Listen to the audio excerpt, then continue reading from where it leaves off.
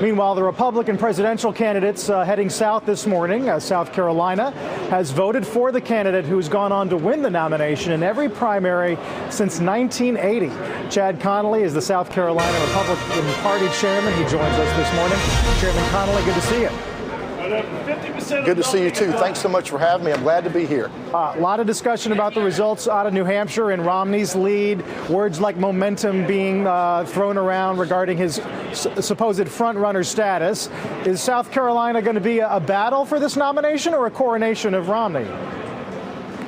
Hey, this is always the place where the battle royale takes place. No question about it. Governor Romney has a head of steam coming into here.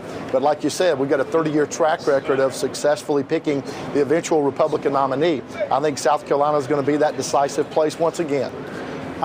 You have said, I'm quoting you here, South Carolina is the last chance for anybody, no matter who you are. Do you feel like at this point, given the lead Romney has, that the primary in your state will be fighting for relevance in any way? You know, look, it's still early. We got 10 days, and our voters are finicky, and they're fickle, and they want to meet these candidates. These next 10 days, you're going to see the candidates all over the state of South Carolina, and the ones who really do the best connecting and getting to know the voters and creating a buzz out in the communities, that's who is going to be who's going to win South Carolina, and I believe that'll be our eventual nominee. We know about former Speaker Gingrich's latest tack, which is to go aggressively against Romney.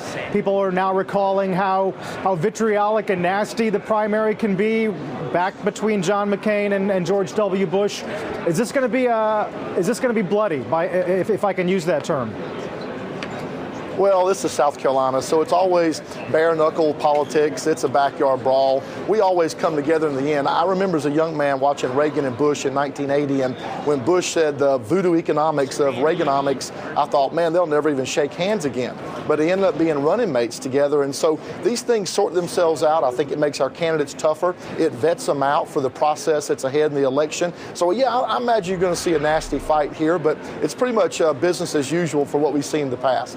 We just got done having a discussion about the role of private equity in this country and the way that's being illustrated in the attacks on Romney.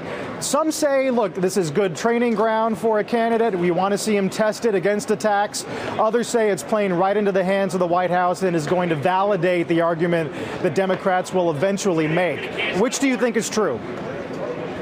Well, I don't think either one's true. I think this is going to be about Obama's failed policies. Look, this guy's a train wreck of a disaster. And so if we can just keep hanging his policies around his neck, it doesn't matter what our candidate goes through. I do think it's a good vetting process. I do think it is good to air anything out that Obama might use in the future. But the bottom line is our folks are going to coalesce and come together and beat him in November 2012.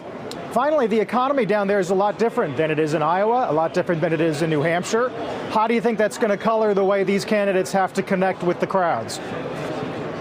Well, we've been telling people the top three issues here are jobs and economy, jobs and economy, and jobs and economy.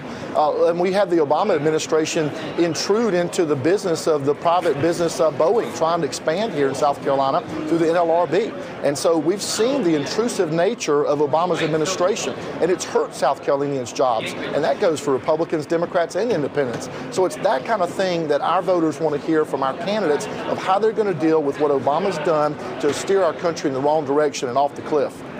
Well, it's been said that whoever's going to get it is going to nail it down in South Carolina. Chairman, good to see you.